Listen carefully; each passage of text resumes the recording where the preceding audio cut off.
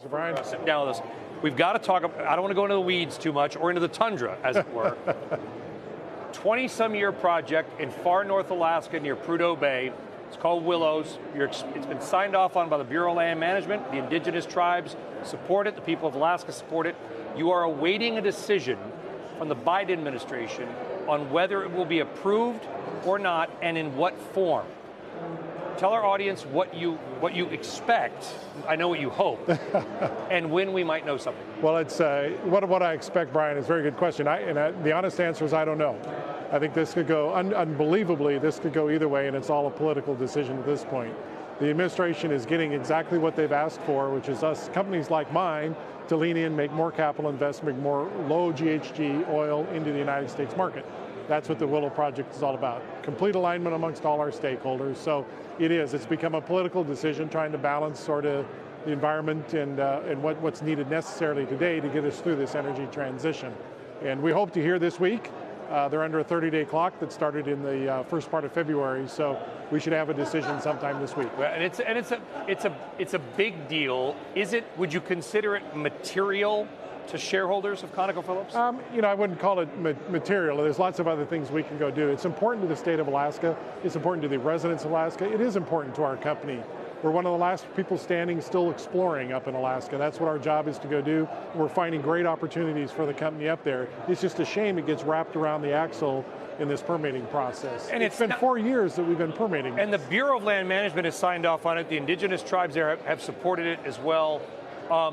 There is I guess the worst outcome or political outcome could be the Biden administration approves it, but only in a limited way, what they call 2 pads. Then it's not economic for you to, so it's got to be at least 3 what they call pads, correct? Yeah, so three spots to drill the wells from to develop the field, yes. And we've been very clear with the administration that a 2-pad approval is like not approving the project. But then they could say they approved it and ConocoPhillips didn't do it. Certainly, that's what people worry about, and that's why we've been very clear with the administration. A 2-pad approval is a not approval of the project. They're one and the same. We had Senator Dan Sullivan on with us. No relation, by the way, from Alaska. He's fired up. Here's a little bit of what he had to say about the project. The leases, this isn't new. The leases on this were not granted, Conoco paid for them. A lot of people forget that. These are leases. Conoco paid over $100 million in the late 1990s, pays fees to the federal government. Since that time, has invested about $600 million already. So how much are you guys, is anybody calculate all in? It's obviously been 20-some years. Roughly, how much do you think you guys have put in? We've spent, in terms of the leases that Senator Sullivan was talking about, we went out and drilled the discovery well.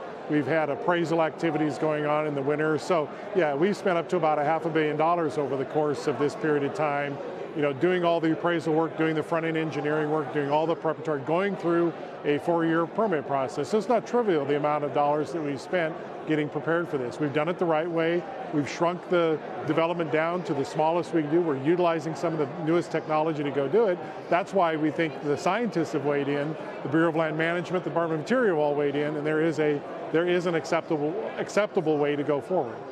Let's talk about something. Kelly on the intro showed oil prices down. The market's down. Everything's kind of down today. Fed's raising rates.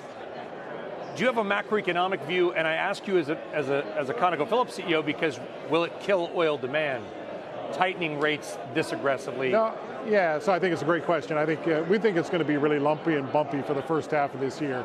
I think it's weighing the risk of a recession on the demand side of the equation, which COVID coming out of China and the growth on the other side of the equation in arson. We're pretty constructive in the second half of this year. We do think China's demand, mobility data is picking up in China as we speak today.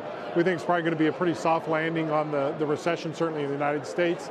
It looks to be Europe's out of their funk. They survived what could have been a pretty cold winter. They survived, but they're going to thrive. But they still have a problem. Yes. They still have a problem. But we see sort of range-bound volatility in the first half, but growth and a more constructive market coming in the second half of this year. But that's going to impact inflation. That's going to have impact on other things that are going on. The Fed's going to have to take that into account.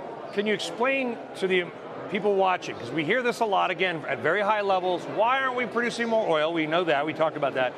And then gasoline prices. There is a huge difference between oil and gasoline. Exxon, one of your competitors, is increasing refining capacity for the first time in a very, very long time. Even if we produced more oil, let's say you decided 1 million more a day, could America today refine that into gasoline, or would we just have to export it anyway? Yeah, I think that there's certainly a balance in the market today. We export a bunch of product coming out of our refining system today. But the fact of the matter is, you're right, we've lost a couple million barrels a day of refining capacity in the U.S. Some of that's going to build renewable fuels, some of that is shut down permanently in the United States. So we're fortunate to still have a net excess of gasoline and diesel that we can use here in the United States, but that problem is getting exacerbated as we go forward over the next decade and beyond.